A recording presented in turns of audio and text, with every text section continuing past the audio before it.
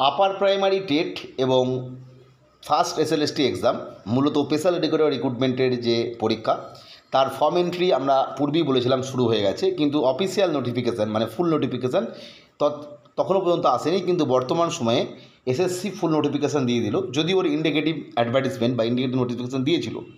আমরা দেখতেই পাচ্ছি এটা হচ্ছে টিচার এলিজিবিলিটি টেস্ট অর্থাৎ TET upper primary TET 2025 and first SLST 2025 for recruitment of the special educator teachers in government aided or sponsored schools high or higher secondary school in West Bengal. এখানে আছে 2024 সালের যে গেজেট নোটিফিকেশান স্পেশাল এডুকেটর নিয়োগের বিজ্ঞপ্তি অনুযায়ী, সেই অনুযায়ী সমস্ত নিয়োগ প্রক্রিয়া হবে এবং হাইকোর্টের যে অর্ডার ছিল আমরা দেখেছিলাম মার্চ মাসে, সেই অনুযায়ী এর নোটিফিকেশানটা আসছে। ইম্পর্টেন্ট ফ্যাক্ট যেটা আমি একটু আগে বললাম, রুল 24-এর নিয়ম অনুযায়ী হবে এবং এটাও কিন্তু একই রকমভাবে যে অন্যান্য ক্ষেত্রে যেমন হয় যে male candidate shall not be eligible for appointment in any girls school, অর্থাৎ জেনারেল মেল ফিমেল এই যে ক্যাটাগরিগুলো থাকে, অর্থাৎ ফিমেল স্কুলে ফিমেল এবং মেল ফিমেল নর্মাল স্কুলে সবাই এলিজিবল।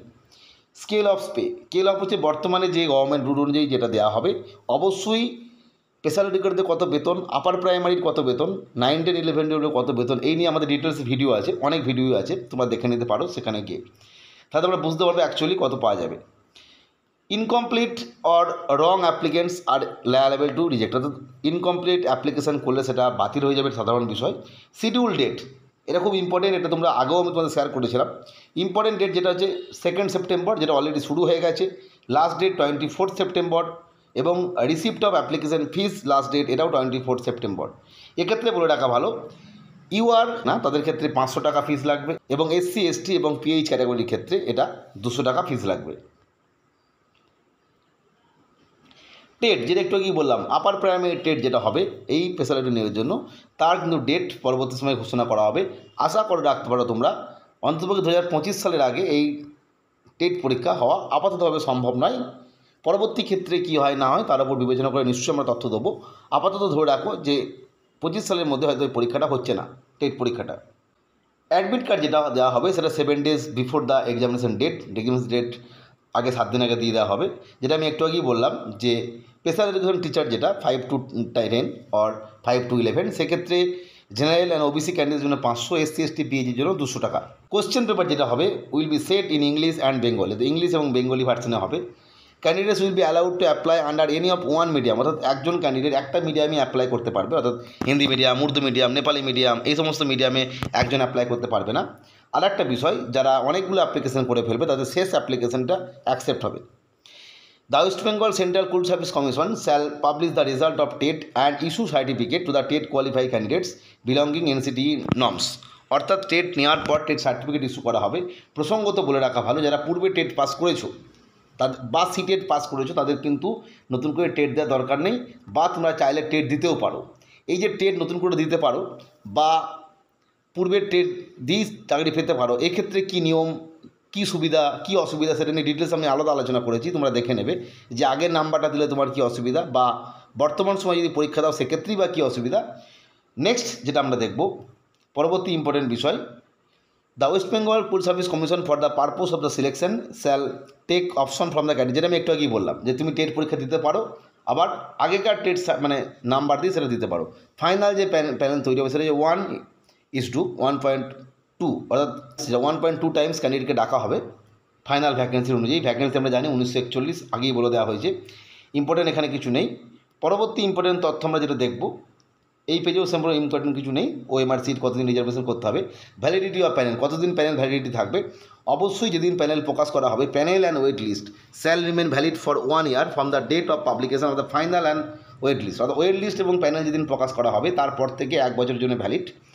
ভ্যাকেন্সি পজিশন আমি একটু আগে বললাম 1941, পূর্বে উল্লেখ করা হয়েছিল ইন্ডিকেটিভ অ্যাডভার্টাইজমেন্টে। To be publish in the commission website with notification, যেটা পাবলিশ হয়ে গেছে আর কি।